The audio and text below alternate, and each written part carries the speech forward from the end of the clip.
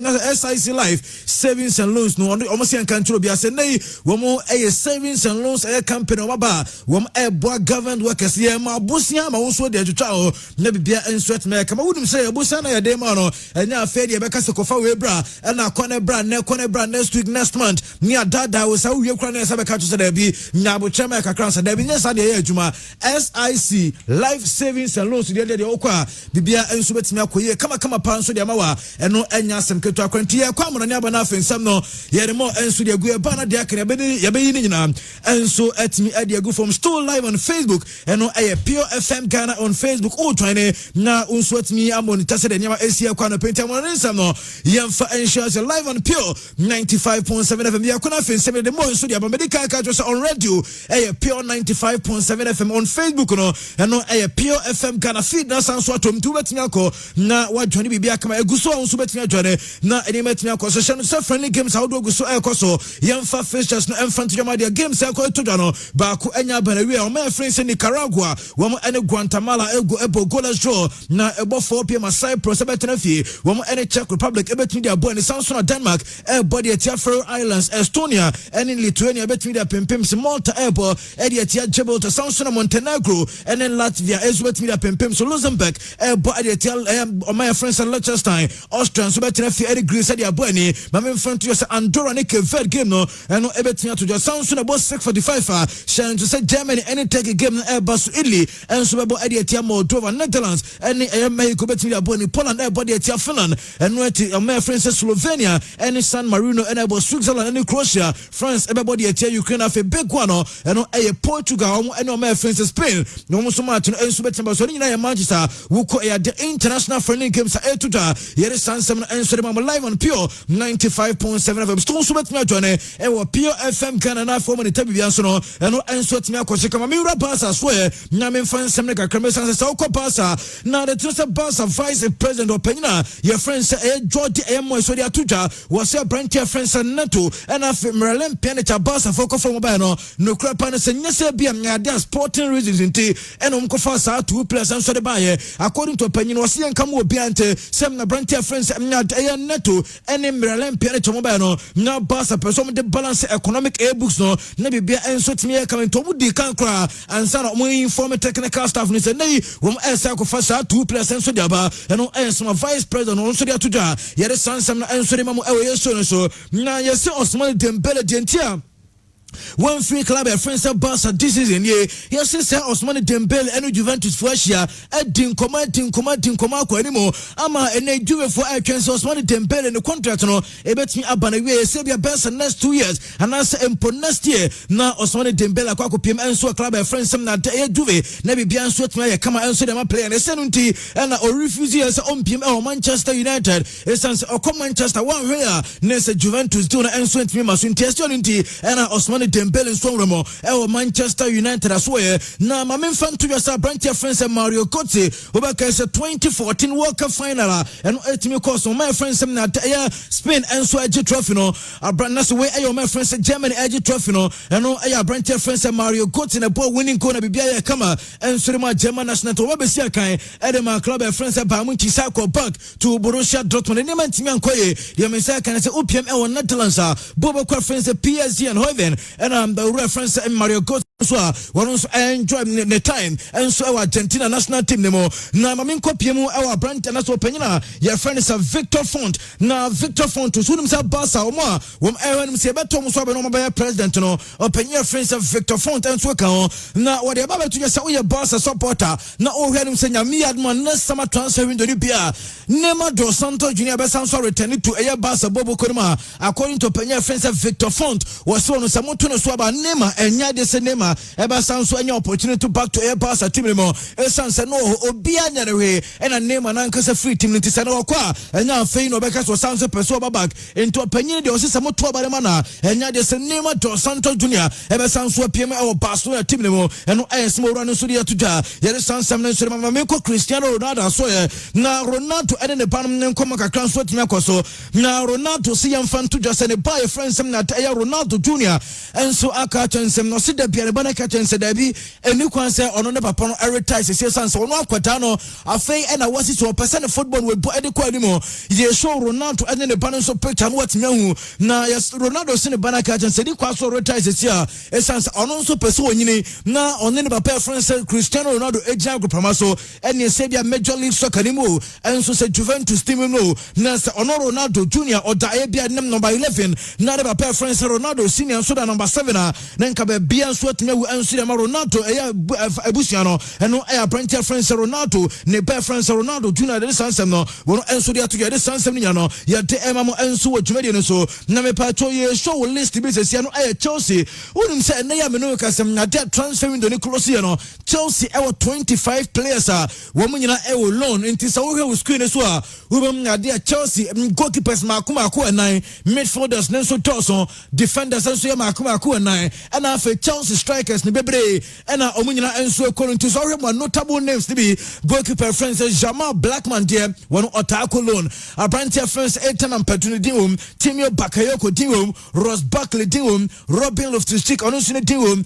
na the tennis Okoma Nensa there Michel Baswo emunyina wom players Kennedy Lucas Piazon wom nyina players Chelsea Bobokono wom adwom enso timi kolo nti so hwe 5 players and Chelsea edi kolon na yesi Chelsea players omo value no nessa no FH Chelsea 121.96 million pounds into we any list of Chelsea players wom enso ekwo just on loan omo amount no and I no so ya dey to also went to screen no we so about say list so that's why we want the number of players at Chelsea we want the players in enso timi kolon and there by this answer no yet show so Manchester United new signing and Edison Cavani Martelto with 33 years now the trans Edison Cavani dia tuja was one no kaketo be ka football and kwado so nyina ba na wie na okaisem na ogura mo nso PSG ne final season PSG na no betis a Christian na odi breakdown so ba football no na onti emmobi no se sa ko ba se won ne girlfriend sa tested positive for COVID-19 crowd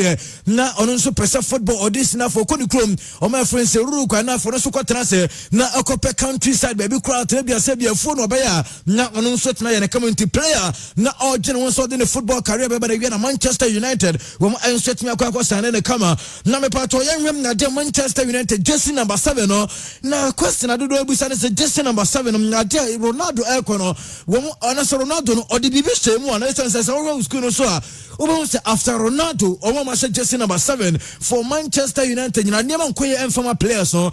After some Michael Owen Essay, na Cristiano Ronaldo, na branch friends Antonio Valencia, one also be share niam nkoye. A branch friends Angel Di Maria be share niam nkoye. Alexis Sanchez also be share the same jersey. And niam nkoye from Alexis Sanchez. Memphis Depay so be share. One also niam nkoye informal no. And what is the say branch friends Edison Cavani. One anabaji jersey number 70 ebusa. Some jersey number 7 of Manchester United no saying the best aquarium branch friends Edison Cavani we ko in Facebook live video na sia na unswet me drop a comment na kama ujiri sa branch no we be successful with jersey number 7 no and answer said yesu na ulta continue say the players are school say ya dem no sa e dey betimi say the name so sia kwa enti Manchester United jersey number 7 no ye say the name enso be sia kwa no latest say dem mo enso wo dwumade no so na dem say can the Thomas Partey move no and a former Black Stars of Ghana coach Evram Grant na Evram Grant same fantasy Arsenal team they are there no mu here na omonso dia drew next level na eno no Thomas Partey entinani ajusa branch friends Partey enso Evram our club friends Arsenal so did this Arsenal Partey enso team akono the same obia and watch out for Arsenal bobokono essence FIFA ba be solid eno enso former Black Stars of Ghana coach eno ayo penye friends Evram Grant and someone wono enso dia to this answer no yere emamo ewo so no so penye friends Paul Robinson wono ayo former English number 1 goalkeeper na osansu si academy Tottenham Hotspur team no na Paul Robinson so catcher open friends or in club say and say open goalkeeper they are replacing Adrona and 10 times to OPM Stoke City na Stoke for goalkeeper friends Jack Butland also say goalkeeper Debe Brain so the team a branch friends Adrona sans Adrande said your boy in the mistakes and so doors in Liverpool number 1 choice goalkeeper friends Alisson Becker one also come 6 weeks and 10 times so Roman Kofa branch friends Jack Butler no somra no replace branch friends Anas Adran and some no Liverpool manyasa any Liverpool mo say goals no mo ba concede more and no open friends Paul Robinson advisor ono so de ma your club ne sansem no ye de to Jamaica ko Tottenham Hotspur so na wonim sɛ ogrom e Tottenham yesem na no game atumi course no ye sɛ Tottenham manager eno Jose Mourinho e ka che ne players ne sɛ obetumi ahye Manchester United omo stop it 2 players na the minute say 2 players are Jose Emani players no eye omo adwuma ni one eye apprentice France eye Marcus Rashford and afa number 2 eye Mason Greenwood yes Mourinho e ka che the defenders and afa midfielders ne say so omo gina sa 2 players ne so omo gina 10-10 no omo gina sa 2 players ne so e kwan bia so Tottenham enso ba win game ko so e ma Tottenham Hotspur enso timi win game ne kama eno sma Jose Mourinho di to jare sansem no yet e ba Mika Riches enso dia to nkofo bi mu ade na enano ye nkonkwati a Abrante friends Edison Cavani Manchester United for kwakoto mu player dia ba na nkofo bi akwakofa ne past video e wo training grounds say Manchester for semu ni ma mo hwe striker na makwako sign no say born mo pass mo na esoro pa no be body afa eno ana Mika Riches say kirema o jiri sem o man fabu amfama Edison Cavani no betimi aka say Edison Cavani a world class striker ento obi anya botwem fama born no wonyan shase enkeke ball eno master te ebu ne kunfo eno ayo penye friends Mika Riches no de sansem no wono enso de ato de sansem nya no ye de tiefo e wo shuro nya me adman next year ena ye hwenim se money pack you any corner magre go about no eno enso betinya akoso kama nena no pamewremu e wo money pack you amnyade ni training sessions no na me pa to me drop video ama unso atime ho panyina ye friends money pack you na opanyino utu sampenti so we screen so no ayo money pack you emfa ho any age no still what as we jana so coming to so we have money pack you said they ngosi to in time so and then said him na de ono so no ideas stamina no so genema utun sampa kono magrego enyaye nyame adma nsente no ayo panya friends na de money pack you and na wo video enso Facebook live wa ye de nyina enso TV to we said enema eno enso asia ko so ko yuka mame fans go say nay wo mugu so air petition abai no say abai ni emiem ma support Sanso Mara Stadium esanse okọ air other countries any support Sanso air stadium wo ko Germany ye na de number of supporters etimi stadium woko ba bi to say Italy supporters say stadium woko countries a would appear supporters say stadium ba Ghana and say Kobasa Ghanaian Premier League start here supporters 25% of air stadium capacity and subetime about stadium yes woko UK ban inquiry or say no woman supporters and so I must receive petition no enipa 100,000 and so sign petitioner woman so me the parliament say the debate no ebetime akoso say woman nipa ba stadium woman e protocols a hold or move follow ntunya de say bia will be air bus stadium ni chasem na the spread of a coronavirus ni so betimi akosoro eno dem nsaka ere sansem no yere emamo enso e wo dwumadi ne so na me pato yenko pm e Barcelona so ye na no pesesia na me fa latest enso mfama mo panye fensa Bartomeu se ne niam si konde ye den opanyoro mu so betimi atu no na me pato wo betimi enjoy niam eno so e kosom na wo Barca wo mo so aka che won anyasem ketu akra eno e o kai nya de emotion of no confidence against opanye fensa Jose Maria Bartomeu ene omo peso mutune ni sudi fi akonya no so no enya asem keto akwanti pictures eba bontene ni nie na ubehu mpanimfo ni bi sede omo nso no omo enso timi piemu awa de secretariat na mami fan to just omo koye no yesi ene number of the signatures omo pe no omo set me aka no pe ya 16,521 signatures no bibia enso timi abo no pepepe wa bre se kra no wo mo so mo twen se betumi bro best 20,000 na omo so timi nya enough grounds o reference Bartomeu wo enso betumi atu na de afia konya no so na de tenato penye reference Jordi Farr enso no ngo dimutintima ye papa esanso sanye ma we enkomre nya ono ana na represent na o sa video we na o se de omo ji omani na ase Bartomeu re de omo no so omo tu na nienti o we school no so o bo so ye de bus omo so secretariat o we animo eno eyem penimfo na se omo lead this campaign no wo mo video ani ade ato wo be na wo mo so hu sampa validation nso timi akoso e ma sa 16,500 signatures omo pe no wo mo enso set timi aka na community and se na de wo mo so be start process bibia ma pra wo mo we so penye friends Bartomeu betimi atu ni ti so we school so wo mo so sa video no enso twagu abra be hu se bibia so no enso timi akontu dia kwakwende na se den a Jose Maria Bartomeu so ne board no omo so betimi akọ ama bibia nso tena ya kama de ma Barca team no eno de mensa kan de sansam no ye de emamo enso wo Juventus na de ten so wuramo Bobo kwa friends PSG and Hoven na be de card ya tuja so Brante friends Mario Götze enya akọ piem sanso ena Chelsea Brante friends Marco van Ginkel wono so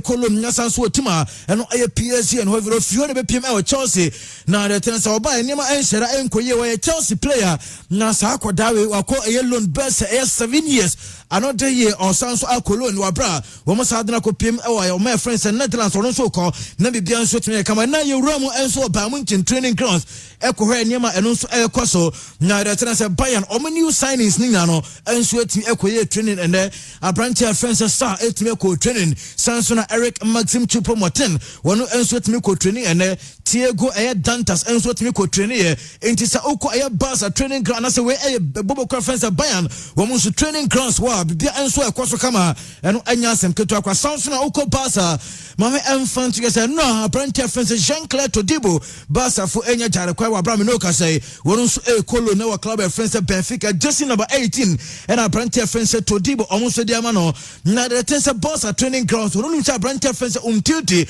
after say onya in January recover no sanso konya coronavirus enti no otifie good news eba no say no Abrantia friends umtiti enso timi training kama wa bra he say the engine what me atono sanso na COVID-19 so recover wono so enna e Barca training grounds no nya say Abrantia the dingan so edi Samuel umtiti wono so training kama ya say Abrantia the dientia ono so anya na je say o free Barca ne say onim say ya den a wo be sanso anya ne time enso Barca team ne mo eno ntina Abrantia ne team so the Samuel umtiti when free aye club friends Barcelona eno aye deba upiem of France national team ne mo the Atanasa Brante by friends Leo de Blos one ultimate test positive for COVID-19 24 and so to me you know na omoma ni free air camp on a Brante friends Fallon Mendia one AC Academy Real Madrid same 24 friends Omra na Omer replace Leo de Blos one no tested positive for COVID-19 and no air them inside this sansem no yajini na instrument for live on Pure 95.7 FM on Facebook no and no air Pure FM Ghana unswet me join na bibia sweat me comment to na besa nso atana se no de dia kan nso atimi dia tos nemum mamenka sa no pebo mo dina se sadia weda na yere de se uram e o trade wins kamisa so e na okokọ jim na do friends for pain tablet ne bi e for pain tablet ne bi e ya wadru wunya bi ase bi utirika otiri ene dwawo ana se otirika se fever na ya nya wa wunya for pain tablet ne bi e betu ase kama de mo sans na for pain syrup no bi ba to ma san kabe na fa nkura ne nso nom esanse akoda enya for pain syrup ne bi e bo nya tu enkoda ya ase enso de ma enu achi trouser 500 sunsuno say ABM na ne tablet na face suspension nyina ho ko na kwa jibi na fatu sunsuno na say trouser 500 na make am for them all ya sa ko for radio scope syrup enso de aba said de woda na sia kwa ne de nyasem ketu akwa code ne betonso bo mo de na kwa radio scope syrup bibi na code kata ni nyina ebetimia to ase kama pa enso timi de bonti chairman eno series me say Facebook video na sanso aba yes asaba nti you so uko Facebook Pure FM Ghana na wa show no so ebi enso ho wa mu so the Manchester dey be by say Oma after Cristiano Ronaldo oma she number 7 jersey yeah number 7 jersey no you say Edison Cavani e be fade into any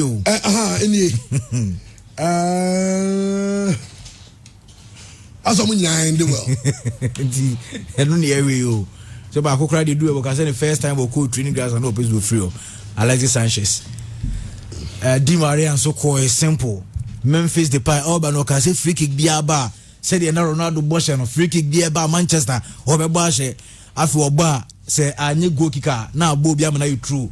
Yeah, Antonio Valencia on also the all run in Temkra when free team ni or just ni go no cover 25 on pen wasem nti say you say the same Cavani age 33 number 7 jersey afatalo so fatane kama pa fatade fatane na akamu adwuma no emu adwuma no enya sem ketwana chairman minim obi say Barca for no person to batem you no pe almost signatures no omanyanya na hwe anim wo ejare be sam ya video no said sa Jody Faramo jubilate wa bonte so omanya signatures ni nyina tie say ombetimi process na omahwe so panya friends Bartomeu ombetimi atu na fra kunya so no pe so omanya So 16,521 signatures. Signatures. Oh yes. Ni nyina o ma validate. Na ma uza mu jubilate just o page na sa obi aso bi za page. Chaza ya mo betu na. Betu na no. Ai. Aba no mi no so betu no dey say avi dey say. There's one moment here dey no mu betu no. Yes ade a baby. Okay. Christian Mitchell se vuza baba ayo. Sa Barcelona na problem no guso na eba. Onim say COVID-19 by no Spain for declare state of emergency. And I'm Barcelona forecast one place into market transfer by 70%. The players actually agreed. Na emra unse wade bi o Spain a friend no 80 ni temporary reduction of employment action. Na Barca take advantage of that situation no.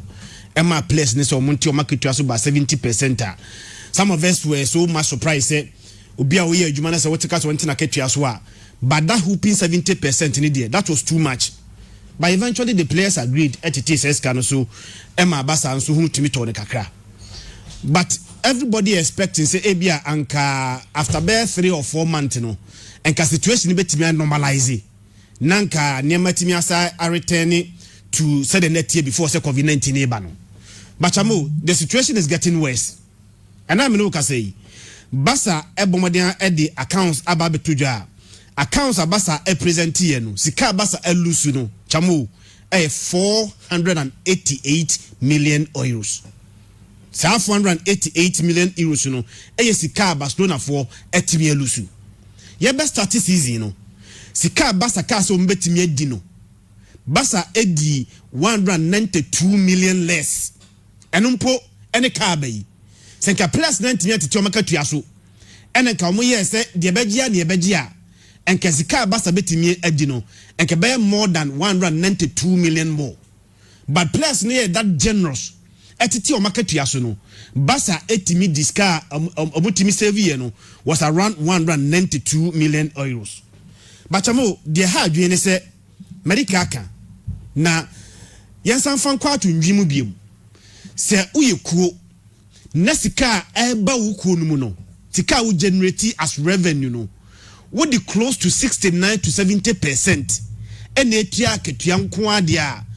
there is a problem. And now I can say, Sika Basa Benyana Fibia, Sika Basa Gigi Omunyanino, close to 69% of it. Sika Basa Ditiaka Tiankwa.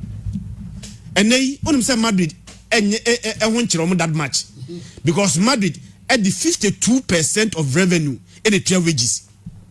And you know, omo bear 48% ometimi dia nema bebreba aka ba Basa Gigi ni sika nyina wi de eba ne nsem no se Basa enya 100 million achamu or the 69 million etua ketua nkwama players na ade ba kwa mehu ne se situation na ekoso no obi anim se nya de eba na wi any moment now from now Basa because alusu revenue na tell you why chamo unim say on average Basa bo one game bia or kamnua or generate 3.3 million euros.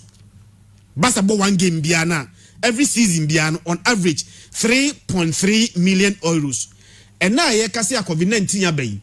Basa bo empty stadium supporters cinema. And you just multiply 3.3 million euros by 19 home games and Kabasa Bobo League in Nkwa and calculate the amount of money Basa betimi Lucy. Last season, Sika Basa Bobo dia etimi enya free getting kwa was 95 million euros. And then yebo game supporters ma. So side revenue no benya free a gate no and then 95 million euros na unya the last 2 seasons na ebo matimi dia players ni kano. Today you are losing it.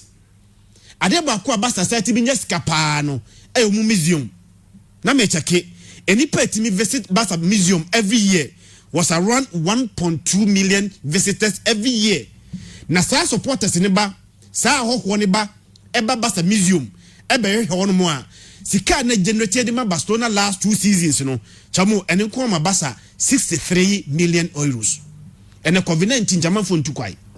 It is a museum no kwa visit na a generate 63 million euros no and MBM. So you are losing money from the gate, you are losing money from SR museum na and also timi genetics ka erima kuno. But medical culture says chamu and come yedi. It must go beyond just Barcelona. Let's come to the Premier League. Chamo, on say Premier League, wage bill, wage bill, 3 billion pounds wage bill. Sika teams, editor players neka afibiano, around 3 billion pounds. Now the everyone want to say sometimes say my economic stream aketia utumwa. It must go in relation with inflation. The way inflation air cost no, and we just so the track of but chamo adeba come who say since 1992 salaries and wages are increasing over 2009%, but inflation the same period only 108%.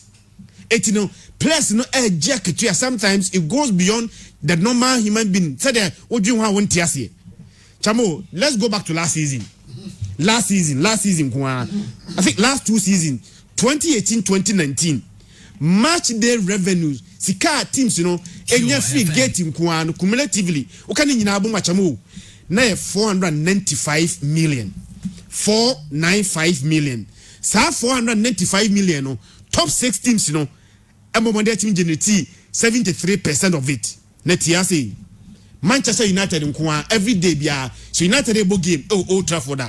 Sika United enya free sa gate nkwam na 4.2 and 4 million 262 million 4,262,000 pounds. And United enya on match day at Old Trafford. The next team onye sika pa gate last 2 seasons chamona Arsenal. What's Arsenal you charge you get no boarding. Yeah. Every game be Arsenal ebo Emirates Arsenal enya 3,319,000 on match day, 1 match pay. Tottenham Hotspur enya 2,816,000 on match day. And at Chelsea enya 2,115,000 on match day. Man City enya 1,804,000 on match day. Bachamo se team back match back on 1 day per se. That's a 1 day when you 4 million. Chamo, can you imagine the amount of revenue that team going to lose? Abra entire season, Abra stadium, Enipamba stadium. Yeah, let's do simple calculation. Chamo, so Manchester United about 1 game pay. No, over 4 million from Gator. Multiply 4 million by 19 home games. Come on, league in Nkwa. So United in 4 million. That's a league in Nkwa. The home game Nkwa 19 home games. What do you multiply by 4 million? Sika United in from Gate in Nkwa Chamo. Now around 80 million. 80 million alone from Gate. I will be from Premier League in Kwa United able home. 89 say oh bo. That's a supporters in ma. Says can be free supporters no. Chamo Emma. Even Tottenham Hotspur last season at COVID-19 bayano, they lost as much as 200 million pounds. So 200 million pounds now. Tottenham Hotspur elusiano. Chamo almost I don't know see and the capacity is 62,000. So 62,000 now and nipa betimi aba behwe no. Na komo expect say 62,000 capacity stadium no musi no. Enipa e ba behwe a omenya sika free. Be ne Tottenham na obo game e wo almost stadium na omutimi nya sika minimum on average over 2 million on match day, just on match day no. So 2 million per match no. Chamo that money is not also not coming. It you say revenue so take. That's why you're very careful and you're strategic.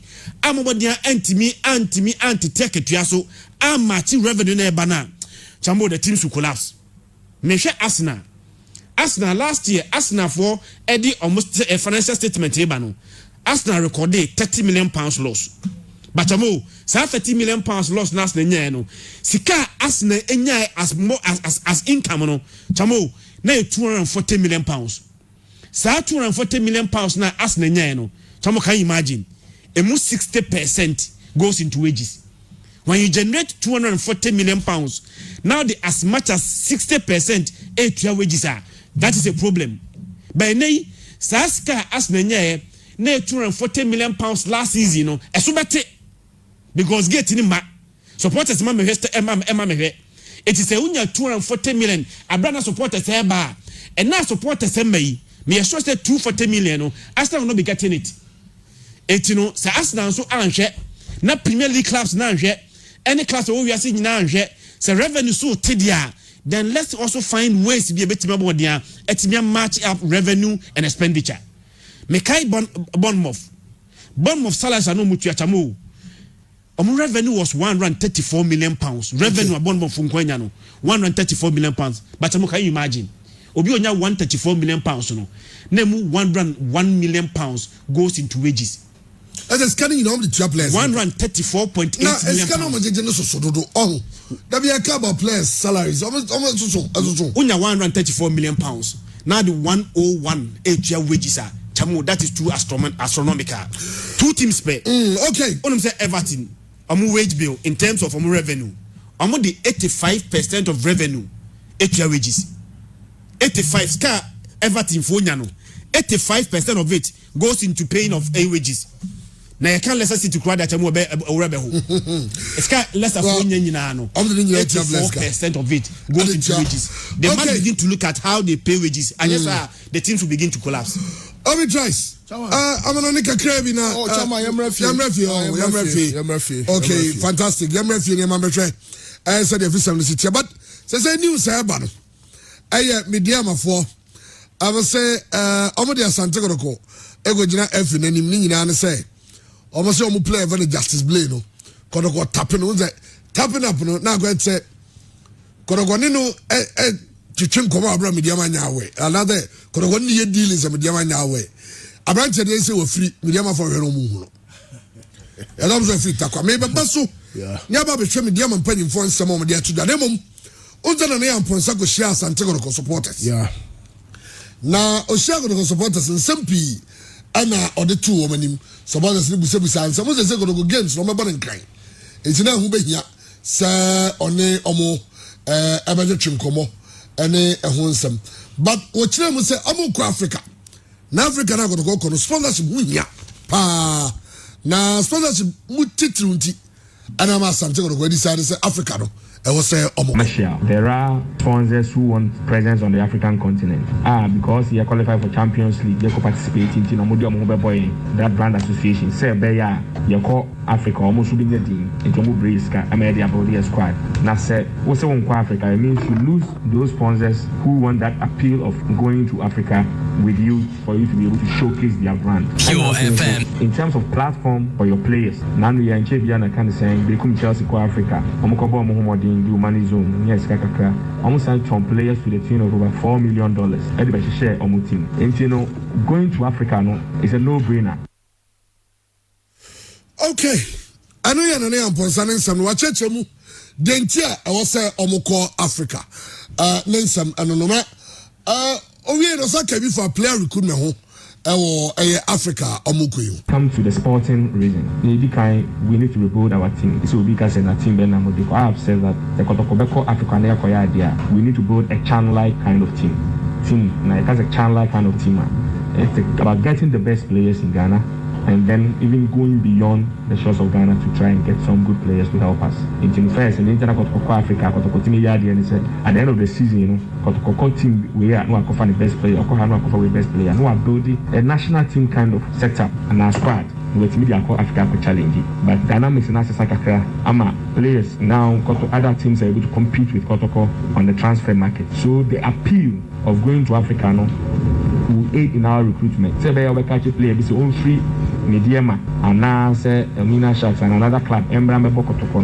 Now to appeal to the best players within our country and even on the African continent to join us. Now the promise of a Champions League football was good to help us.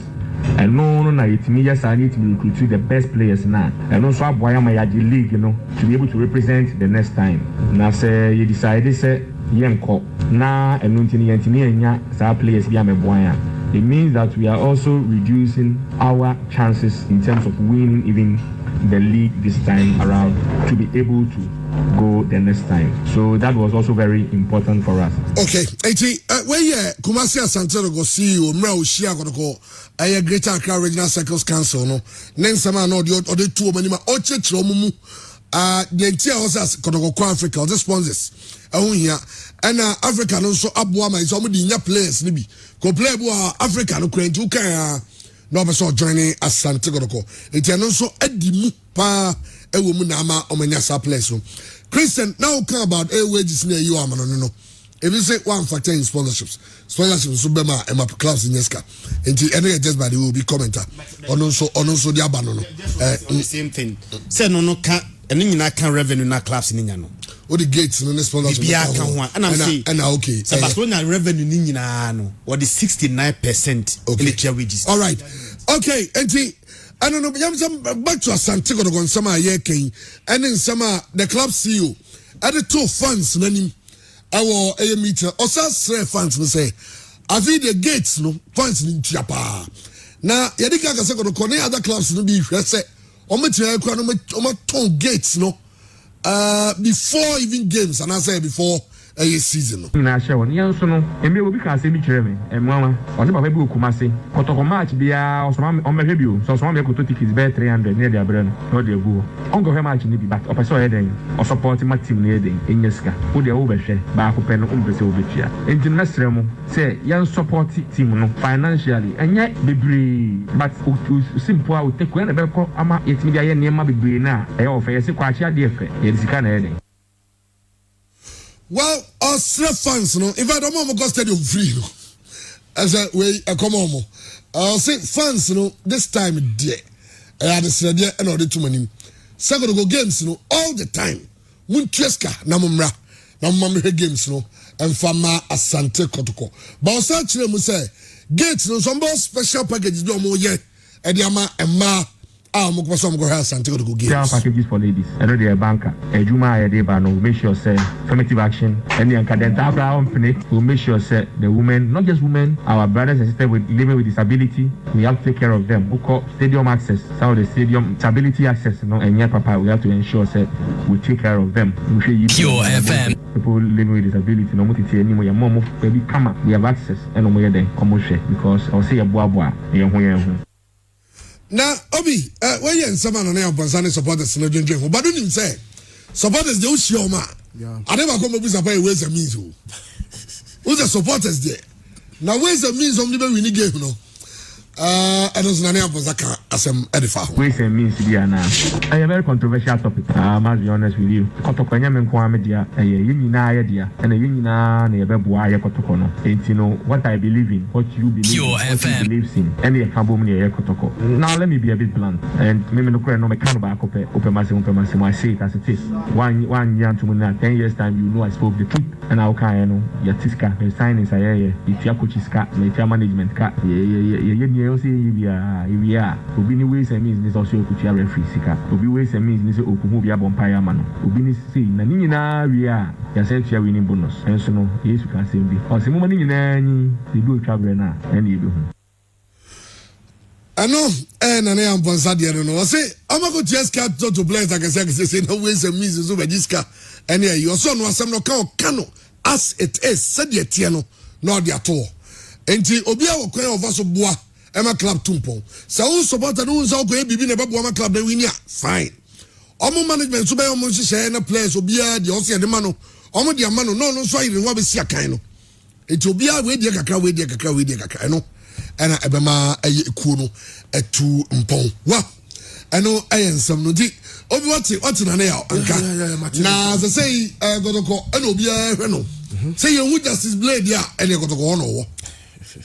Na mediama for a charge pratica koto o say Yerinima Kotoko for loan and this is Oba in charge of by the medicals near there but as we speak you're not too happy with the situation because it's not intercourse to speak you say the Kasakumi Bray the Yenema Eto and Krata so their command say player and the club contract that is important for interested clubs or parties to show respect to the people who are also using their money to run their football club and this club will not be bamboozled into selling our player. We will sell play in our own terms, not the other way around. It's everyone I'm not we are not happy about and the player himself and so we will deal with it. Yeah, the better to Krata so yeah the Ghana Football Association whoever that we know are doing some things. You do but it's sometimes a very sad spectacle, but this is where we are. Play our contract is a bona fide property of Mediama. He has a contract with the club till 2022 and so we need to determine the future of the player. Of course, with this consent in the idea because we believe in the principal interest of players. But we have to do and ensure that when as a club we show open willingness, and desire to talk on the table. And in this age and era, these things are still happening. These things so far, it's bond of 1844. Okay, I know I am some Midiama, almost a spokesperson. I am Patrick Akuto at the Atuda. And I said, Dicey, I come in your comments and say about Black Stars. So, because your Baba shop Black Stars on my own first training. And a whole sense of United. Tell you my summer players got to join in so. But A plus also on Facebook or in Sambia Tuda, and therefore a DK poison at Diano. Adiana may express Jacob Tanya, at the Ediama, Facebook for no sorry. Now A plus in summer, watch on. Ever DK poison, they say in himself a pay, saying, Nanado, Adjatum say, DK poison, Sika Ghana, ya car ya deno, and a who says Seminano, Ujile say Ghana also Chairman, Ghana buying 8 ya. His Excellency the President, Adjatum say, Wama directive to the Sports Ministry say, Omuntia. Sadianity, yadi Facebook post no, yadi to page no so, send a will be able to me and so I can be. Now it's for mama here live on Facebook no so. More appreciate it said and then some of the two jano and so at ye. And you already live on Facebook at better this year. Okay, well anyway, Obia sending a message said Justice Blaze not with Kotoko. I was with him last weekend. Okay. The medium of say omunhuni de kotokonom de suspect say Justice Blow who quite so Bakumasi at any point in time. Enti anope wenya ntie say ne one report you takwa indefinite suspension. Enti play and besa konne more about a private visit. Yes, he say boy near committed to the cause of the club, but there's no cause for alarm. There's absolutely no cause for alarm. Kumasi asante koye COVID test na branch na nyebi okoye ne dia watakwa inti ebedin say obetumi aba na obabe training and obetumi aba Kumasi no ne kotkono eba na Kumasi asante kotko eba be training.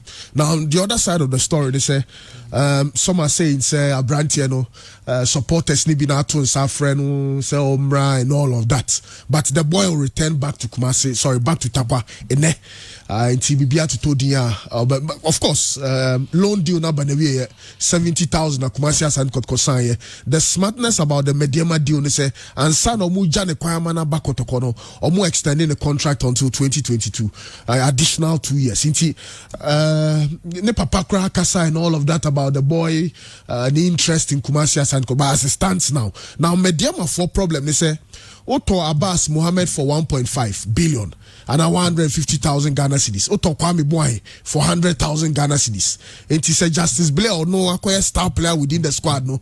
Won't mean breaking the bank to get this boy there. Then it's up to the club. But at this material moment, there's absolutely no cause for alarm. Justice Blair will return to Takwa today. Takwa. Yes, Takwa. Okay, I know Justice Blair there, but remember A plus at the end. Or they got two Facebook and saying it here. Or say, in fact, Nanado has done well by paying back the money DK Poison loaned to Ghana. But you see, if it were a politician government owed for this long, they would have calculated interest or even paid judgment debt. You took a loan from someone 44 years ago to save an economy which was on the brink of collapse. After 44 years of putting him through hell, why will you give him the same amount? At least Munchano $100,000 bimpo. No government made any effort to pay him. So Nana has done very well. But Ali, they for add small interest. This amount people go tear their affairs for inside before the man go receive them. The one where go reach them go be like 25,000. And no summer A plus sama can na small can say or say Nana do ayade say a car yadi pay for 44 good years. Nana do ayade say or no governments are ba say chama 44 years obi anya na njo no betu eskano. Say Nana do ayade pass o eskano but or no ne concern kan say got politician be na ba yade ne ka say ya obaji interest e dey court judgment debt aka ho. Into Osasenka came on $100,000 because for the 4 years interest abiguso. Now see we no credit man no. A man for and no can pigeon or no. Or say a man for betty omodia I've ever do about one I can buy $25,000. I know and summer A plus and so a dia to da a social media. Well, you go social media honano. Now only my dear bin so abba. Any show a Cavani picture be some kaya. I've had the video be obi so kaya Cavani. Now Bobby or Buffalo Yumbia. Yeah, you know. Training session. Now the sun for almo de to almo page. Oh, and almo can who be more platform so at the ho. Any the sun football. Until them say, ladies and gentlemen, meet Manchester United's new number 7. And on this video the tour. Down the tour no, and a former Ghanaian striker, and our former Black Stars captain, Asamoah I got through Guasi or retweet or comment or say, this is all you know. Go check his statistics. Do I just every match? Okay. I said, this is all you know. Go check his statistics. He hasn't even played his first game. And look at the nonsense you're doing. Shaking my head. I know Asamoah Nedia on also Ecotro I know you're on social media and some and also ne for a day eba and now something I say I'm a player calling some out and also never pan the bush of our friends on refugee manning the nice called Chabi. In fact, a branch since May go to Gunchanica. I'm Gunchanica for a long time. The contract cause some man come from man. But contract number we know. Now Karela for some open. There's a Karela for some opener. Now Asante go say oh beton na Karela. And then go for say there be na branch na also beton. The contract above say the contract we win. Only say contract there was no consideration. That contract is null and void. It is also situation no said here and so I don't know. All right, this thing about the Ghana jersey with him say enka akoda. But then producers TC Krum and on Busango for jersey no ya ma Ghana for and also Omochoma drink far a jersey no. As a compare that you want that na plain white, plain red na easy. There IFL. Obi over there jersey no ya for no che don to dey you abu no credit fit tare dey me for na my plan say buy available but you have my wife. Na yellow one dey credit koyi fezira bu ya na ka sa bro. Don't say apple official. Ya wages that I wages we party. I wages I say that to me no eyefe ekoye kama nti minimo bi so na adwen a ono so de kasa just dey fita we kasa dey koye e ko na sia sorry awe dey dey yellow no mpa ma ka ko room na white dey nye ni ba o yes I dey room o ko jo biscuit no minimo o mo si jesi we na nyefe no me nhyeda ni ani a o mo wo na zan ko for so mu kudwe mu a ade ayo mo to eba fi efe ni ekuru kurare kenti no ujina boss na agbonational we see akanya obi eto so oh we Ghana from the kente dia efe nice me go ma ba so Ghana no honestly Ghana here appreciate me amada JCFC always one way I take nyama na the way to the na into yes so JC here ye di nyama yema efe into ye hu ana sabi o me ni kakra. Okay, and I don't know. Well, opinions are like noses. Said the I don't know.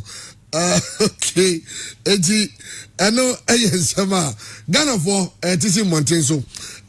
For Mamu Yanumbi. Etromagri. If I be so white enough for pa the yellow idiot. Dear me, obi say whiteness said yeah, they come Nasia sorry ye. Na yellow no mum nefe. But it's anything you too no. Whichever way the old feel set usika. And I want to no.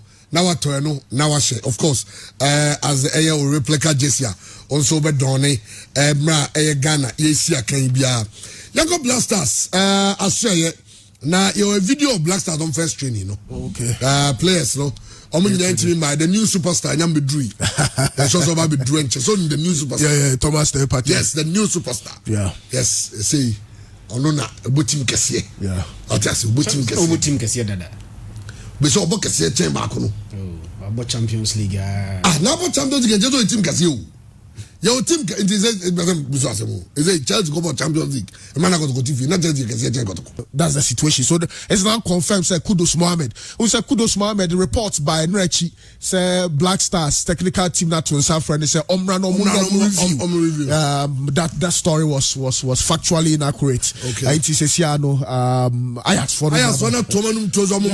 players, African players. The Omunya Omukwan Monko. So video analysis conference, and a conference, that's where Koswa Omo monitor opposition, and then send ya Siki Akono ebe to me Ashisha and Mrantiano, Ama a Modemono etumi Akonenim.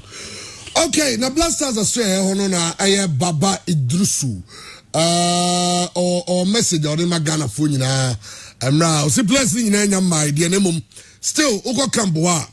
Also, Bibia Ekoyi Edemo. I traveled yesterday and I had an opportunity for me, and I just have to stay focused and I just have to work hard and hopefully God being so good, everything's going to be fine and we'll see the way forward. Well, I know Black Stars camp on so summer if you about Nadia say Bana Lippert, the 58-year-old technical director of the Ghana Football Association, and also Oko Teki Ho, Oko Black Stars. Technical director, man, Black Stars, technical director, Munkanchenu, yo, that's what I could do campo. But technical director, no, we hear about the Black Star and Campo. Black Star and Campo. FIFA forecast structure for technical director, senior national teams, and Campo. Yeah. It's when a man goes to national team, man, no youth programs and other things. Yeah. No from one high basic developing players. So in the next like 5-10 years, we know there is a succession plan, Papa B. And then the Ghana national team, because this year, no free system. And never seen the crying a replacement for a baby that somewhere. What I say, it's Omon Kanchano. Man got natural. Grace, remember my comments around. In fact, about in something because of time, Ninti. Yen Chanto, Engineer started league no sunti. Yentie, the executive council of the Ghana Football Association, one member Bako, any model. Because also expectation, don't expect if we are buying before the start of the season. Me expecting to buy a Disika, every shake. Second division in the communities, Division 1 in the communities, Premier also, and then the women's Premier. I'm expecting to buying a bevel to BKB, Ashim, because I am a COVID relief support. So many every day I buy a class, and even the top us, even the top my equipment. See, as I buy it, then so clubs in Yasina, my competitiveness of the league, attractive. Now, and also youth. Was level from second division, Division 1 women's, Division 1 women's Premier, the Premier proper. And I was level. I did my expected pass. I've to CKB. I should give no, I'm a give no, I interested because you say football driving nation, football call of nation, yes, type which means be no matter what in industry be a person football. A sign for everybody. Okay, I don't know. Obi, yeah, Chairman Lippert will camp. Mr. Lippert is in the camp. And here is Obetumi influence. But of course, Ryan to me commenting on appointments. Him Azerbaijan. I mean, him say what is a player be free Azerbaijan? Bob Rabi or baby. I mean, you know. That's so taking Azerbaijan 17-20. And what is a player be a graduate here free Azerbaijan? What is a Azerbaijan player be free Azerbaijan aba? Until Lippert na juma no koye wa Azerbaijan na juma be no koye o broni a wadi 58 years oba Africa de sika na oba bepe, you know it oba bepe ska sanka opportunity bi wa mano ne wan ko betina ni krom, so he's coming down to make money. The FA has to be smart about it. And this one ye koye sa Avram Grant the NB ye ka say technical team Black Stars CK Akuno David Duncan from day one of the appointment they've not been paid. Inti say we ne ba enra chi ya your ba beje ne salary dia e was some ye careful kakra. You see the reason why omode coach Professor Mintaka on say because FIFA ne CAF obia instructors ne inti this Lippert is more of a coaches and instructors instructor, but to organize a CAF license no name be any see no here a calf license man. And until Omode Professor Mintaka. Initially, Professor Minta was considered for a technical director's job, and I think his coach the education. In fact, the coaches education director and the Utia Kente was Coach Edusei. Coach Edusei calf assessor. Some year bear Miensa 9 Didi Dramani Francis Utia Kente and Coach Edusei. But unse politics kakrawum. And he say the Coach Edusei besa be shem no die. In fact, that's education hokra. No me is almost had the coach Francis Otia Kente. And I was no be any pay you know technical director. And then you didn't have coaches director and coaches education director. Into your money film near funny squad no money jumano. Mr. Lepet from Azerbaijan under 17 and whatever. He has a lot of job to do. I was all better coaches not there. Ghana Hano and yeah or any na. And I was obey Ewo Memha. And so that's the situation on Lipet. He's already in camp and it's exciting. Now, coach, Chairman, on DK Poison situation, yes, on the face value, A+ is making a very good point. Say, look, 44 years there, I was here pay interest kakra at home. What I hear and say, DK Poison and Kasano only documentary proof. Say a bino adineka. Akwa say old administration champion officials ne dead and alive. Omo mewu and omo tiase no and omo confirm say ampa a champion mreno ye jini sikabi e di ade. But secretary da ho say ni there. Ebi ni ho. Oma checking the Ministry of Finance, Oma checking the Office of the President, Oma checking Ministry of Youth and Sports. On one case of opinion DK Poison now move crowd so onya documentary proof to show some power binding the car. Into a bank concern is say Auditor General ba. Now okase hey ampa me who say sikabi esha payment made to DK Poison. That's about $44,000 thereabout. Yeah. Now document to prove say opinion or kano.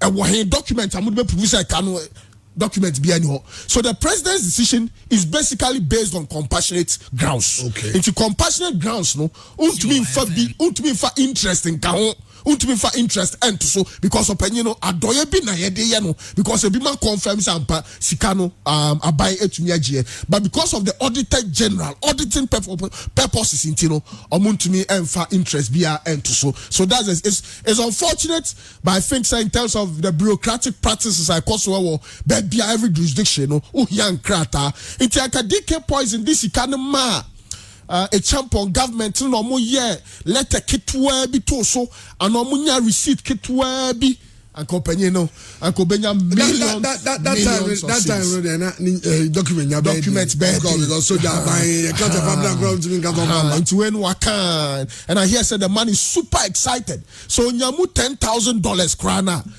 oh just say afena na kuma atoni yem afena ofili say or Ghana nti kakra na beka ni sem no na ni atumi agipapa ye. So that's the situation as far as opinion no so concerned.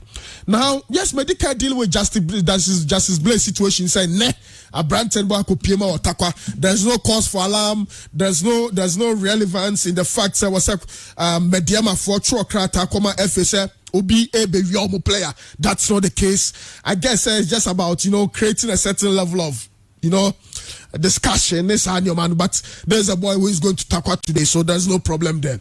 Now the major concern, in my estimation, Brantford Maxwell Bako, the contract the last day of this month, no, the last but one day, the 30th of October, I granted the contract.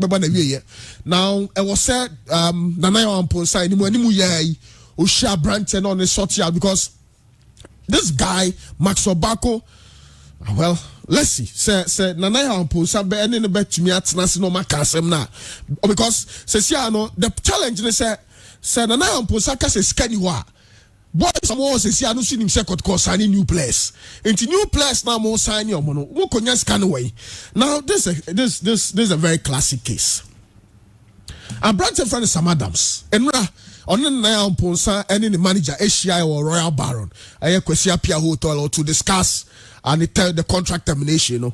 Now the two names say Obama and Bosume salary.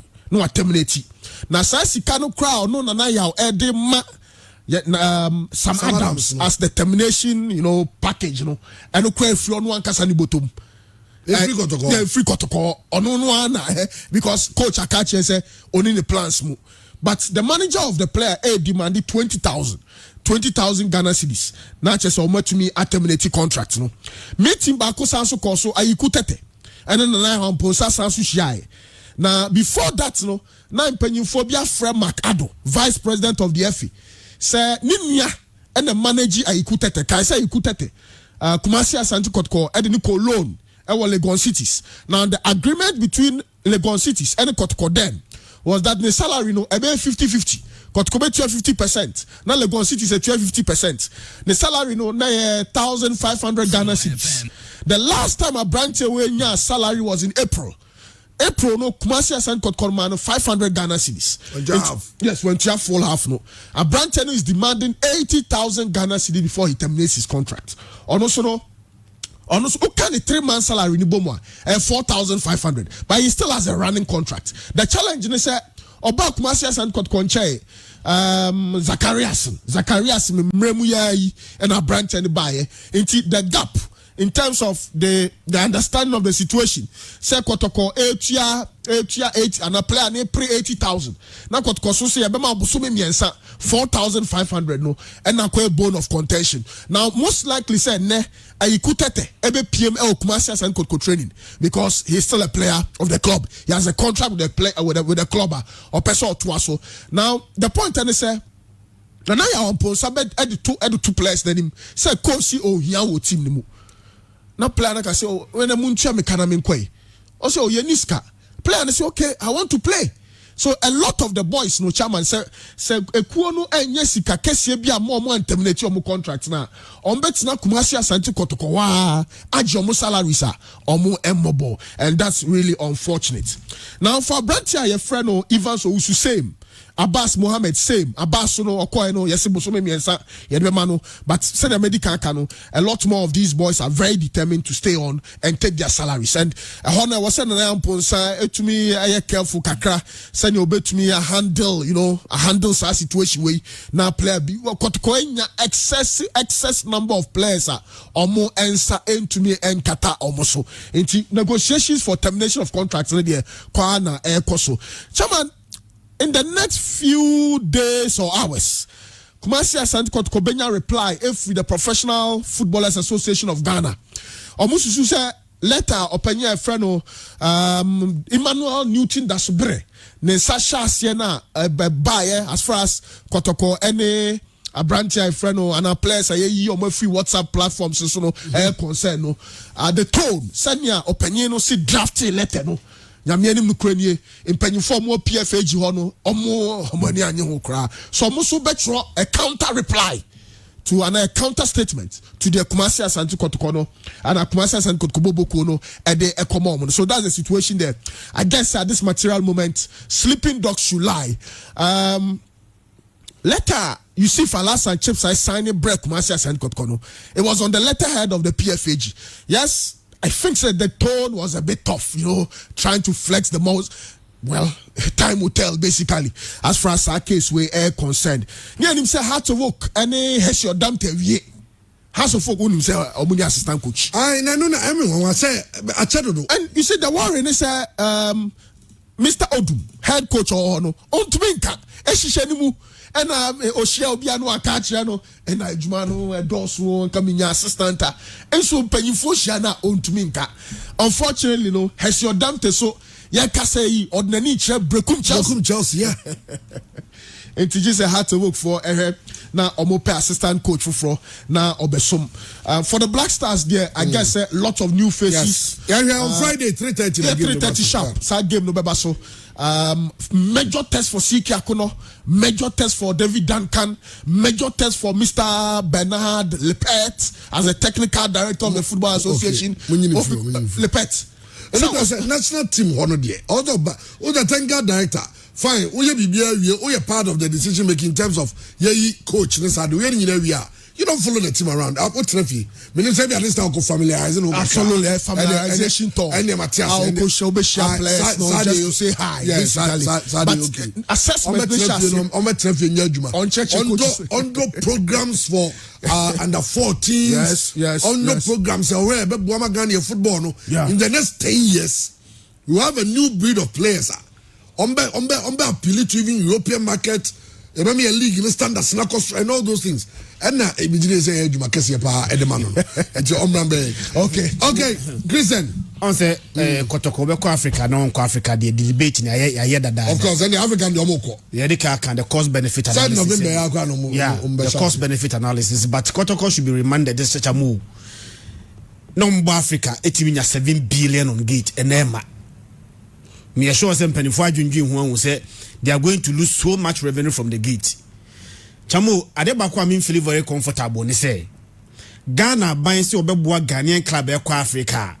Or try ama club ni group stage we are. CAF manisika no.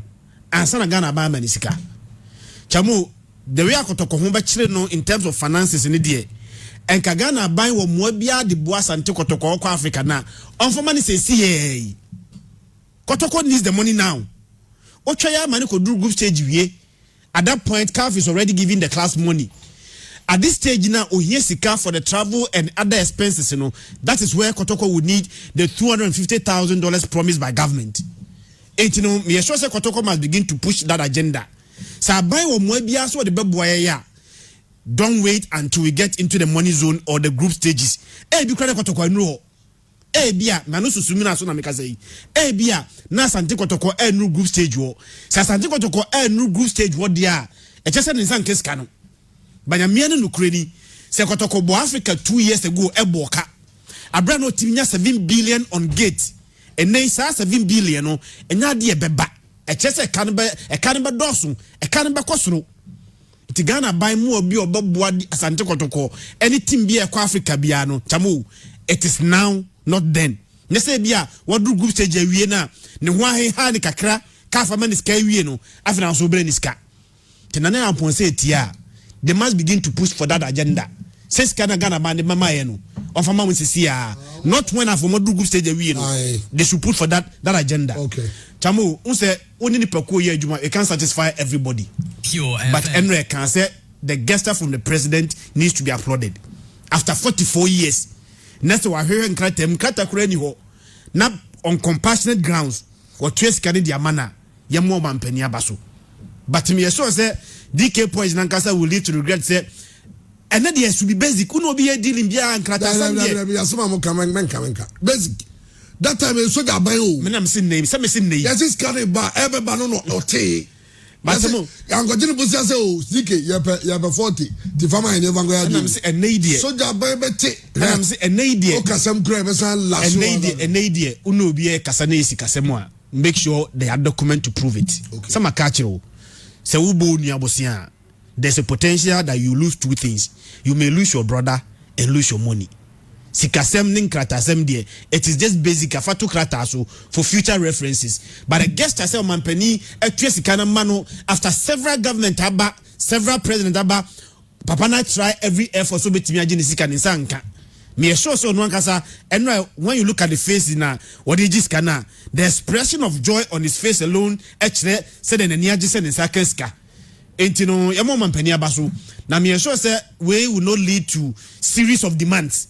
Me sure say one head on Mambania ye chamo one head ochele bi obi so de ne dia ba e na kwaji we I say if for not starting kasa so almost go maybe I'm go half corner you promise you almost dying so a series of demand was to follow Black Stars and Mali de chamo onum say Mali has always been a tough customer so we blasters in Mali and raced encounter bia Asia Mali bia na maybe we play similar football possessive flair kind of football no Mali is Bobby.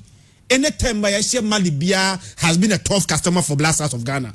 But I hope say Kosika Kuno first game, the first major tax there. We should be able to live up to expectation.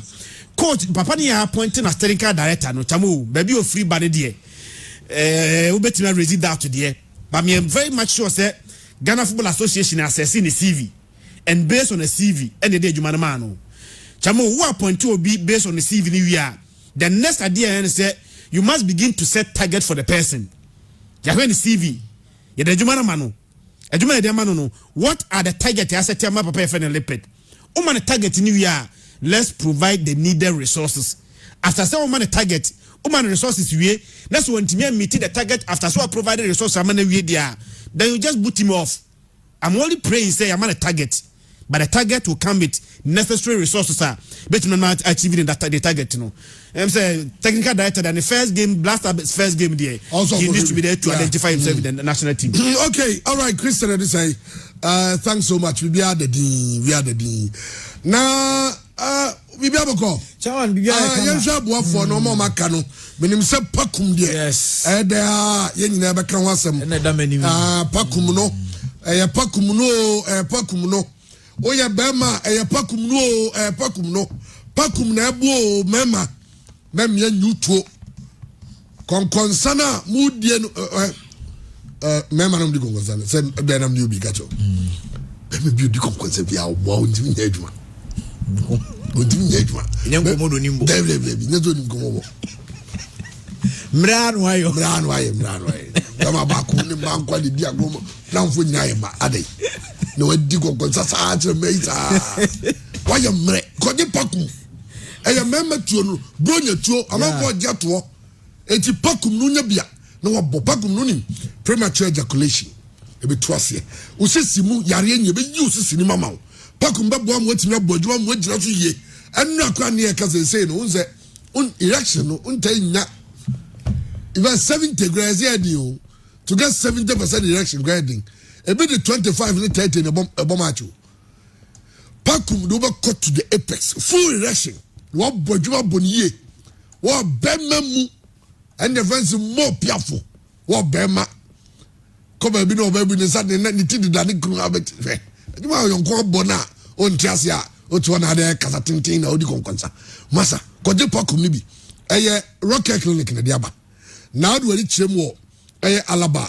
Ababu station siko no ne hwe ani mo no na e ho na rocket wo ne mo baby to adro bia kwa benabi and dey bia no ibo so to bi ton a number no for to dwai rocket number ni 0248 885040 0248 885040 eno ene rocket wo mo number wo fra pakum capsules no so kwajo de na bibia ye kama na mum hye no so say Holland insurance nso ho na Holland force ye kan tro bia say na ya wotimi nkai bo magen na insure ufie u business na afi u kan insure nyina kama na ubeye insurance na afi u so nya claims kama de Holland wo mo aso ye pena betimi edi wani a che me no ka say obetimi awramo ewo edum Stanbic Bank ewo Chelsea house na say woni chem ewo poku trading na wa na ubehu sa Chelsea house no be kona say Holland wo so adwuma se wo pese mo hwe mo niam ni bia betimi akọ www.holland.com.gh na akọ search said your hu nsem esi eta na say wo friend number we na waji nchemu 0202 080071 0202 080071 na oni o mabon komo Samsung Grace Gift Herbal Clinic and Laboratory Services senso eta echi anope na Dr. Grace Boadu and Efra wanope yo Dr. Grace Boadu semen kan to bia se furniture mo e wo Grace Gift Herbal Clinic and Laboratory Services say your stroke say hypertension diabetes sanso and hepatitis A to E typhoid fever malaria prostate cancer and prostate enlargement ulcer sanso and abia was skin near to 20 na mema na amonya infection say we say bi mobile mu no nyina Dr. Grace Boadu betu ase kama dia ma no ankasa chia to ne nsem no adada ne kama bibia nso tuma koso sanso and ema na ene mu ahimfia wanye na naba oba o mabiem uba friend na friend kra no omfa nya sanso dia friend no do to sana me na mankra me na msunya do so no boa na ohyekumase ya ne nyina bomade ne kopiem Dr. Grace Boadu no nsiesie kama saudi na akwa syphilis and as a fibroid kra and to be a Dr. Grace Boadu sobra na onto ase na wo nsam so de okoya wo sie bia doctor me pe oba me pe bema me pe ntafo me pe ahenasa ne nyina no se waka che doctor wan kan kire se wo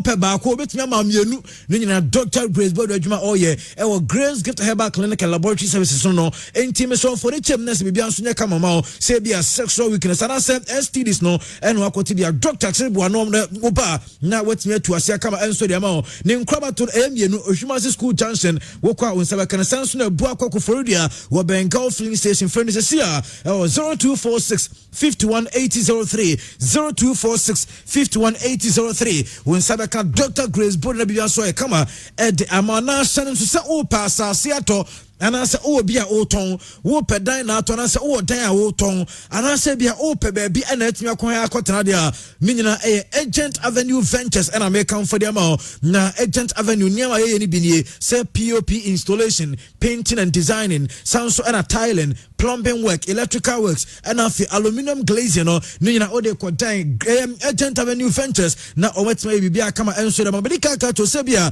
wo pese current office nyina no wom edi ho dwuma kama pansase no ebi edabo krom estate ahonjo kokote anase we kokoben anu achi pechi timatim feyasi duase wonyina wom ewo ensase no abuso betimi akọ opa apartment anase bia opa office sedan bebia wo ko betimi abo akaba ye kira kwan no ewo Kumasi Bokrom estate ela base ena won sabe kan from say 0243 661 708 0243 661-708 na unium enso etimi abonkomo Prophecy Scientific Herbal Clinic say akwa se bia bema woto wo se oyonko bema na no ye wakono ntune ne betena oba wo se oyonko ba na wo ne betena di nso yasi oba de na se bema de nka wo kwan de da oba ho na oyonko bema ho nso ade enya normal ho bibi ta kire na ye osano ni nyina fa kodan Prophecy Scientific Herbal Clinic na Dr. Boadu watimi to ase na ma say akoye masturbation and I say be a lesbianism many gays when I make one spiritual marriage and anthem ne bia say be edambo obi kura on ma say man obaso dare obetumi so dare no obi kura kwadu eni dinachi penekunu kwadu no obi kura dinachi penekuno ni nyina enne dare pa pepa to Prophecy Scientific Herbal Clinic sebra na yentu asem from sound so na cover Prophecy sima powder na enso dia ba na the tell say oba e bia etwere diabetes woni no anya problem hepatitis B and afi awo entimi ma asma nyina no yebetimi atuni nyina say ma come about so pe kira kwan a eno ne so do na kirim Kumasi Girls SHS main entrance Kumasi Abreport highways over connect omo bo adwuma number ni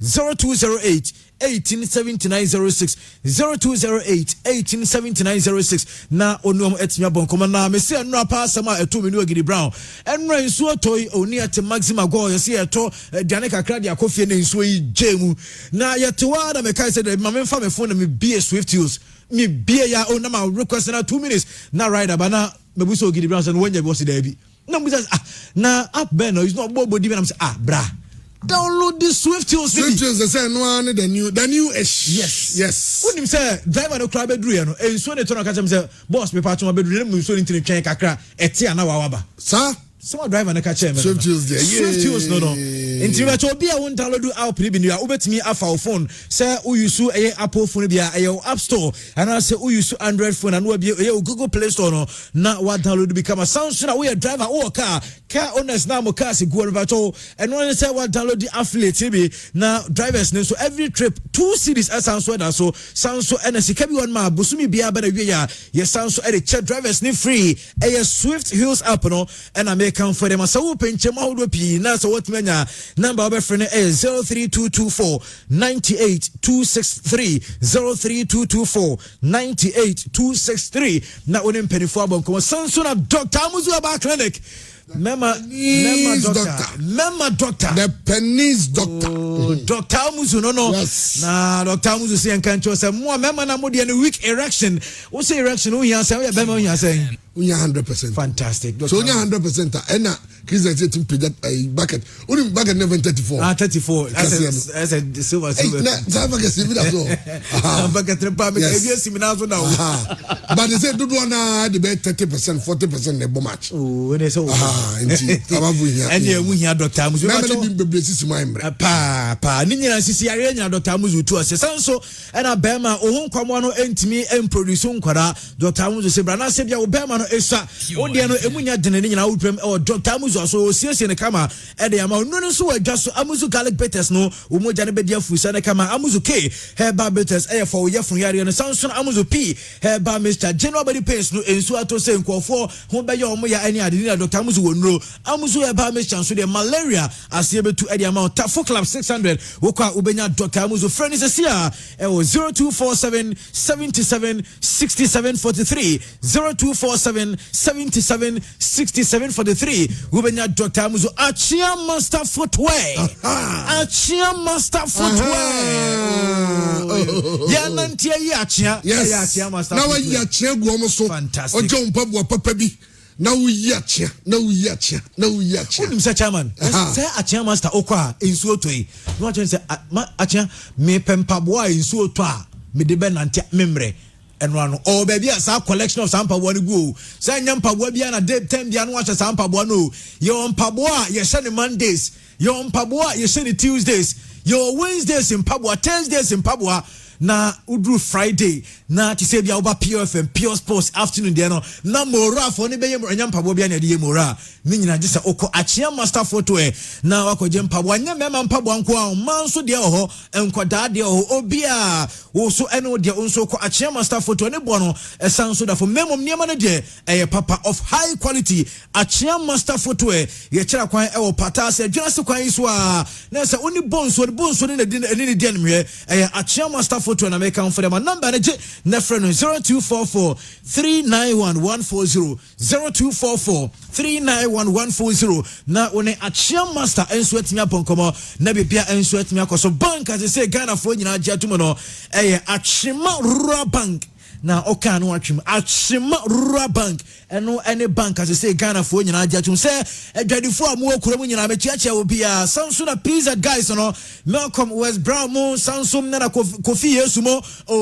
computer man mo nyina mechia mo na de tena say atwima de fa ho kobo mo esanse opa besia omre usika na kwa yesa de mo nya bank a okoje besia na utwia times 2 insi ho da bi atwima ntesa opese obi current account savings account nko so kids account na fixed deposit no ye be bia nyina kama enso e de amount Achima Rural Bank and American for the Amobia name Mushan so say Angel hand sanitizer no so just but modern Nigeria sense coronavirus enko oje Angel hand sanitizer oje ba kwa no agya donko original hand sanitizer no agya no so e de akofie na odi akochoki wan sare bia so etimi akoso Samsung na so say next level premium energy drink yes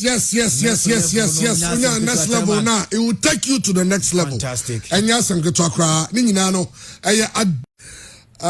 Asantegonoko SC wishes to inform our stakeholders and the general public that the kit supply sponsorship and purchase agreement signed with Club Consort Africa has been terminated with immediate effect. We wish to assure our most cherished stakeholders that a new befitting kit sponsor will not only be announced shortly, but also our fans will be given the opportunity to select their preferred design for the 2020-2021 football season. This is in conformity with our resolve to act solely in the best interest of our great club and its dedicated supporters. Where a statement as Santiago was small problem with the statement. Small problem be emotions in where we do levels here. You bring it in. Also a new and befitting till now say the old one was not befitting. The old one was not befitting. Yeah. Where's number one? It is a slur on the old management. Yes. It is a slur on the current board chairman who was head of that management, who was chairing the management. And a serious slur on the company too. Yeah, Krasi, I can't say. When was the money Confuboni awatra ho ama confuba to no the second paragraph you say there are one of my emotions in them what emotions be ma it will create problems kakra because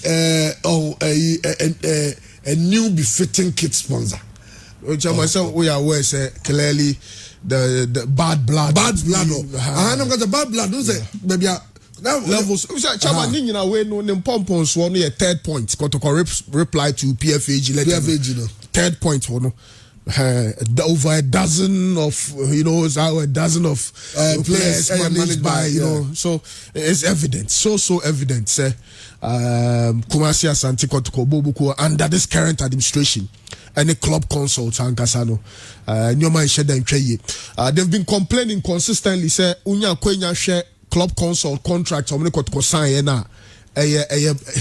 they say is a very bad contract, very bad contract. Just say to me monitor the number of jerseys or penina ton, lot of issues. So it's any because of my emotions getting into it. What terminated contract is that's it. Yeah. Say my contract has been terminated. We will announce a new case sponsor in due course. Absolutely. Instead of because you say the OC treat you be me yeah. A champion me no partnership. Absolutely. You bad blood. Absolutely. Now what you say? I mean, I know he has good plans for that. Yes, we because you know, when God needed kits and all everything, start striking a buy. Yeah. So that deal near bad. I mean, old management signed that bad deal.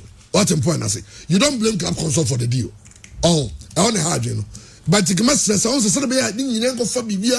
especially when there's a former player of the club, former captain of the club, former captain. And the deal was signed with the current board chairman. Absolutely. What yes, sir. And must say, with the emotions, be sana, minimum before Kakao, say, as a PFAG, as a chip signing, no, but you see, Umfa and once now. Embryo crew. Okay. What you say? Okay. Kodokwani bigger. I mean, Kodokwani bigger than Club Consult.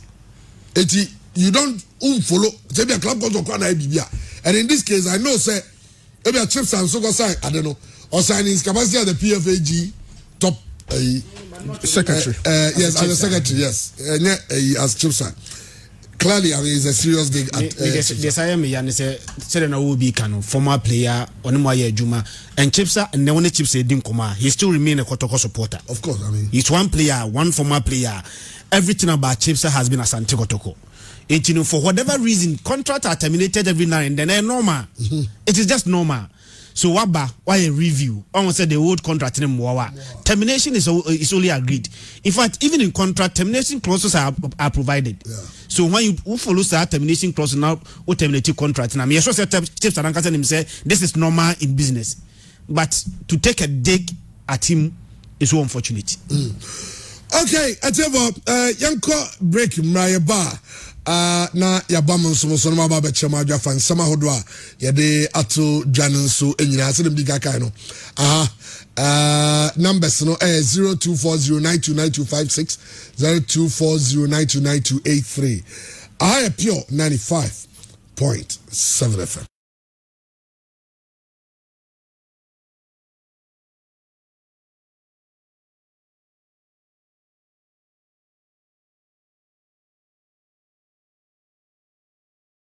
Jumedi no and so ne nyina no ever a new statement bi asante godoko e de ababontia enche kra yiguso say ye nhehye na yetimi atwetwe eyesa enkomo no okay eti godoko de ababontin say omujumedi omne Club Consult edie no say omo aterminate no you see Valasa Chipsa and eda Club Consult no Chipsa ye chairman we bibia boko de minya. Hello, Chipsa. Hello, Chipsa. Yeah, right. Yes, Virginia is a Bibiaboko. Oh, nice. Yeah, I'm here. Well, the Siana Ayakotoko statement be about Bontain and I can say, Omo Jumadiomini Mudieno. Ayadia Omo Echum. Na, meaning what will be now. Discussions because so proud to that, me that's right. I mean, now who dear, but now before I say me, now course within a minute, now course there 10. Or be the same thing, but me and Kakaminian statement in the air, but it may be also and courses are between you and officially, you know, in now communicate beyond your more.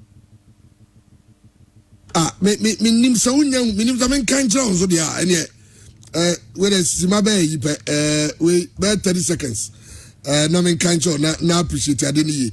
I'll say Asante Godoko SC wishes to inform our stakeholders and the general public that the kits supply sponsorship and purchase agreement signed with Club Consult Africa has been terminated with immediate effect.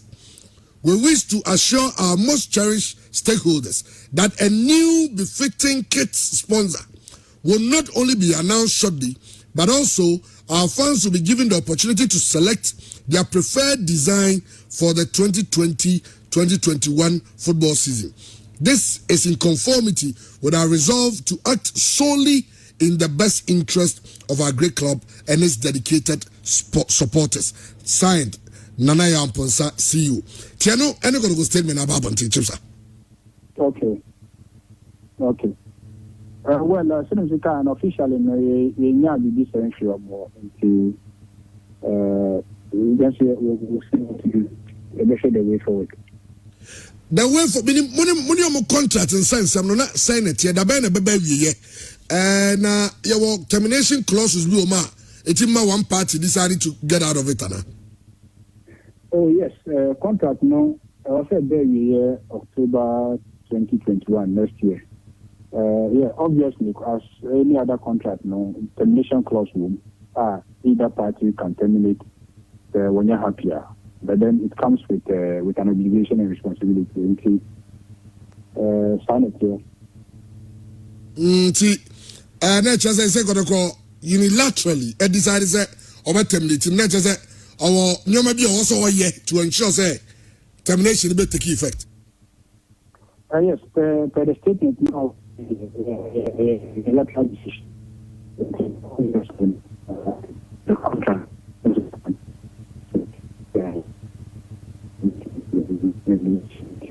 Sometimes when you get clear, my name is now line. Okay. Hello. I metonka. James. Metonka. Na bibia clear from the statement. And then I say commentaries kakra akoso che I just say na kotoko nye too happy with contract and no because yes no so to monitor sales and then once and semi bibia this kind management by only o mashia o ma flow and want to think on regards to some contracting. Oh yes, current management by he say share 3 times discuss about kick, you know, on the first one. Initial meeting, you know. You look at already a respected contract into you finish your term. Later on, like I said, when you are 2 bigger brands, they are on the same board into the interest of getting higher on the and I make us any issue about that. I don't think that majority and so will have issue about that. The fact that in the best interest of Kotoko. But then the only condition is that we didn't even like to go into the termination clause and compensation, whatever. But the only condition is that there was stock. And the stock now or no, then they should just buy it. Obi wa ti sa chips sama is ya be other chips e cheche mu say omo nyo mu share no omo ka che godgo say omo was stock inti say godgo so omo terminate contract na godgo ento stock no de o hodi nyina no mo ento na ne godgo na say bi obeto so be ne de obecho so be nde o na omo ntimi terminate contract no hodum ti eno ene yare chips en ko ma twetwe no yenye na ahoma no Eddie Hamo Kakaba, they try say bet me wrap up if for a minute and not 2 gra and you bet me chips because now o church mu efa stocker na hono na eno so won sem na chips chips whether sorry o line on a drop now we can say mushia no mo can say nka mo consider say we bet terminate contract na mo catch am so mo stock and you say mo bet say dem omo tua for stock and I say na me tell say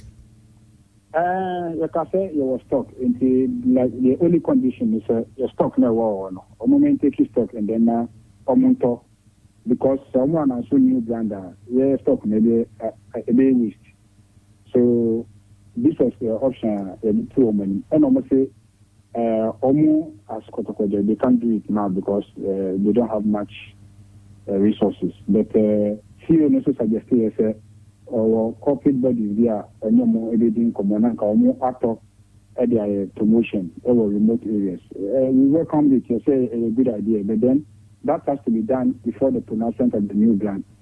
And also no, only much time. When I can say then let's say a bit me I am sir. And also the proposal man say and all my new grant never no. We have a contract which is existing. So they should buy us out of our contract. And I see they won't do it. So obviously we couldn't reach an agreement on that. And this our meeting area. So after that, we share them on this issue. Anna, say termination abaninti. So what are you going to do? Club consult name or strike? Then I'm obey. Directors will share, and then whatever decision they will arrive at, we will see. The same is the car, If it's the best way, I will know and then a more practice the official and communicate against them. So it was just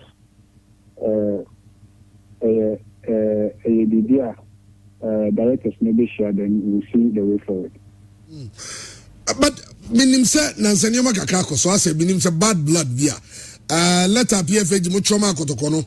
Kotoko response no directly spoke about you. Say wow, was sign Kratano, or manage some players in the team.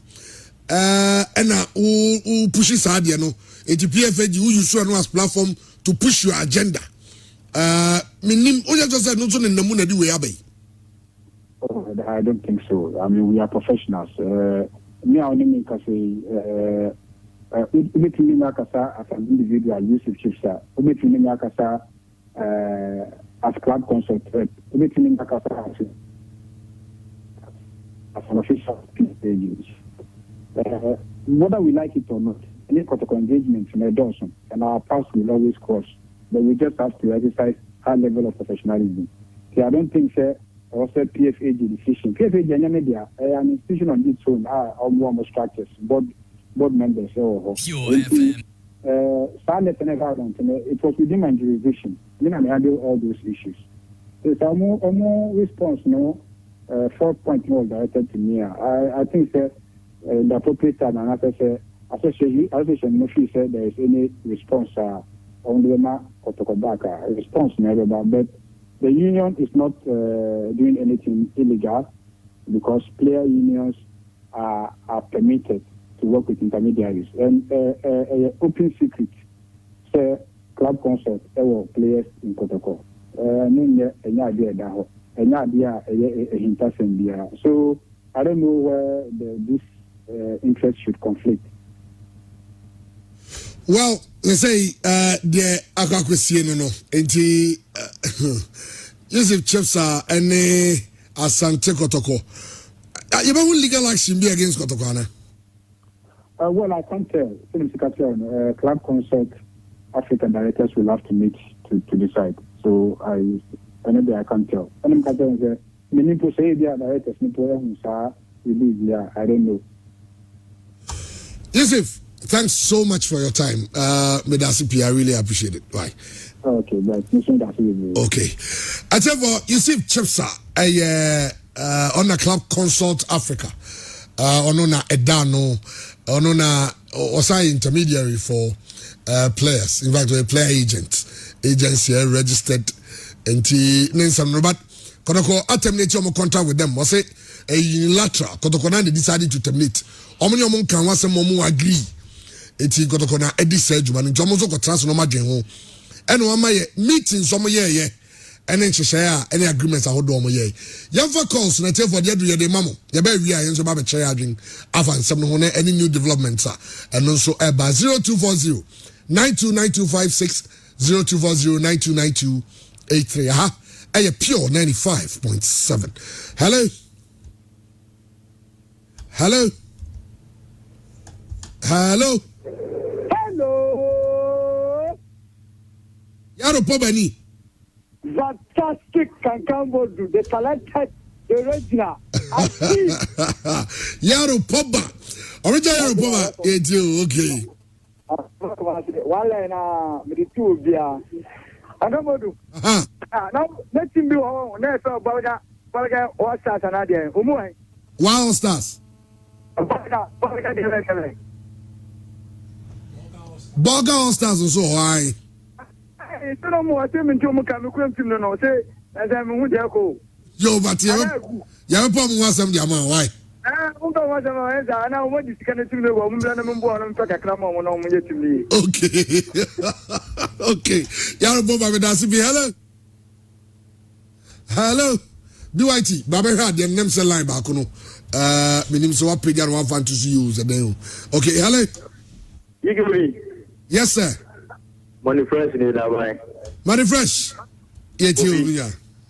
Em say ma bo juma na me ka me bisa na sa ka na tan se BKB em say for no confusion. Mo na be mi na mo say protocol. Board e takai. Omun shell contract that in me bi on kuye bi omunye. So much of contracting so mo say ka so mo san gugu kakra ne de me bi omunye so no ma nye tu has on them near the idea. David, Miss so may mixing it up. What we are saying say a wedding, say it's a seven predecessor. Only about wine and nejai. Now ukojina baby a cast and bonnet for bano. All them each. Esa in chayi. Any akasa got statement no. Our cast a befitting a yin bebana does the number saying yet. Oh yes, is not good corporate wise yan yet. Any akasa omu review contracts no. Say seven predecessor. Review your contractual obligations. Me sure say kono penny ne bi on ne lawyers ahwe. I was omu chama hwinsi. Eno de yentimi because but they can here wedding no say the bear emfa yaudie ne sa ne manema ne mobia oh Matia se BKB when say abenya me ka say wo me yada program once the what is me sure so mo ana mo feel bad say the me feel what it mo bia fiafie the na amposa di ani omunya na bote no mo kan boko na di alpha peace emba me mania de kwa so mo say from so bi kwa wo mo identify problem no kwa take no kwa no e mania je. Thank you so much my brother. Hello.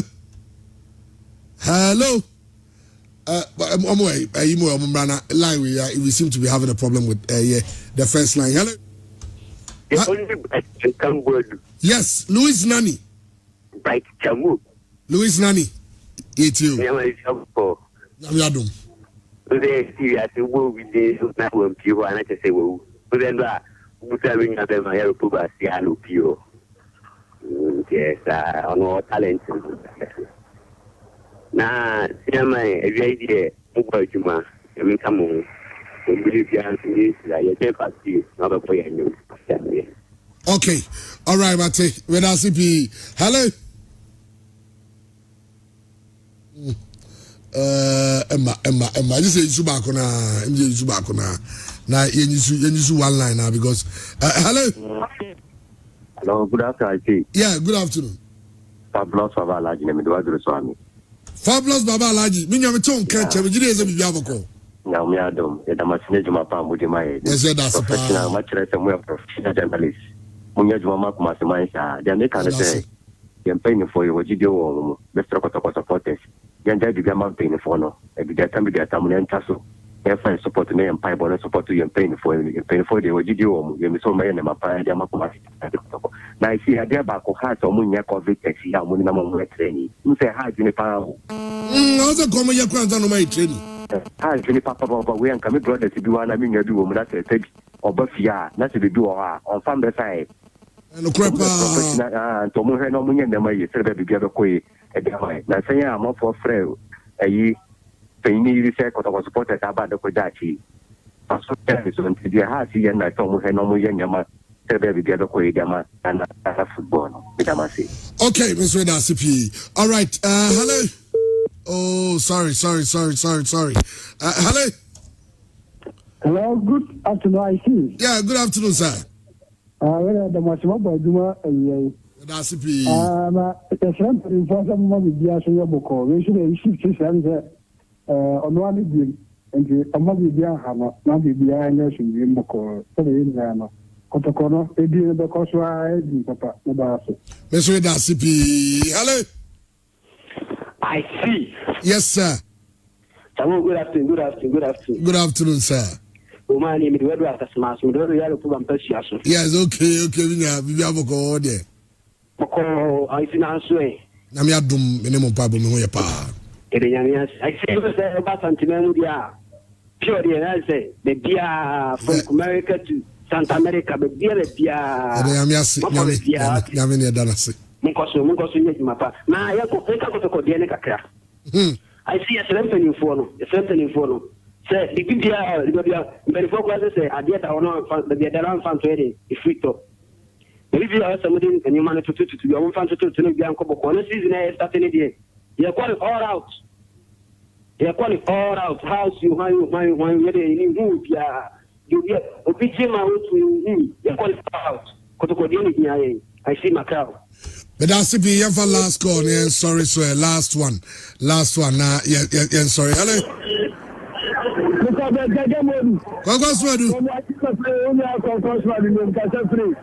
Former road minister, Dr. Richard and the Consul to one of Congrats were to be too. I'm a very humble about